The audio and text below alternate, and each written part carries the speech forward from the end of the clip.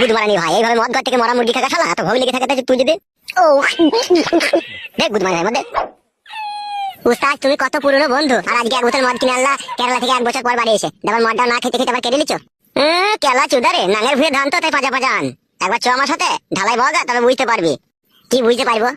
ঢালাই বাবার সময় যে পরনে যে জাঙ্গিয়াটা থাকে না, ওই জাঙ্গিয়াটাকে খুলে আবার নিচুড়ে মিলিয়ে মুখ মুছতে হবে, এত ঘাড় ঘেমে যাবে।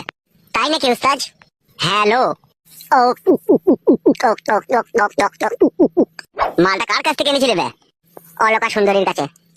অলকা মাগিয়ে কোনো মাল বেচে? আগে তো অলকার কাছে চুল্লু পাওয়া যেত, এখন আবার ইংলিশে পাওয়া যায়। তাই নাকি ভোদা? হ্যাঁ উস্তাদ। শুনলা ওরা আমার এক জায়গায় কাজ আছে, ঠিক আছে? তোরা বসে থাকবি তো থাক, হ্যাঁ সন্ধ্যে লাগার আগে আমি চলে আসবো, এসে তোদের আবার মাল খাবো। কোথায় যাবা তুমি? অত জানতে হবে না, ঠিক আছে? বসে থাকবি তো থাক, আর না থাকবি তো বাড়ি চলে যাবে, চললাম।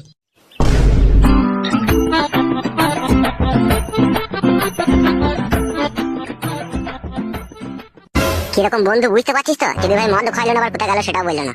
পরের যাই 2-1 প্যাক পায় ভাই, সেটাতেই আনন্দ। কে কি করেছে না করেছে অত খবর লাভ কি আমাদের? তুই তো বুকাচ্ছিটা বোতল খালি করে দিলি, বেজা টান দিলি তো। না টান মারলে হবে বড়, আবার কবে পাবো না পাবো? লাউড়া বসে থাকবি নাকি? ও আসলে আবার মাল খাবে বললো। কি করবি মানে বাড়ি যাই বা কি বাল ছিড়বি? বসেই থাক, ও তো এক্ষুনি আসবে, দেখ এলে আবার 100-150 টাকা খাম করা হবে। ঠিক বলেছিস মারা, বসেই থাকি লাই। হ্যাঁ মারা বসেই থাক। মা বলো, কি বলবে বলো। বলছি প্রথম সন্তান যদি আমাদের পুত্র সন্তান হয় তাহলে কি নাম রাখবে? তুমি বলো, তুমি কি নাম রাখবে?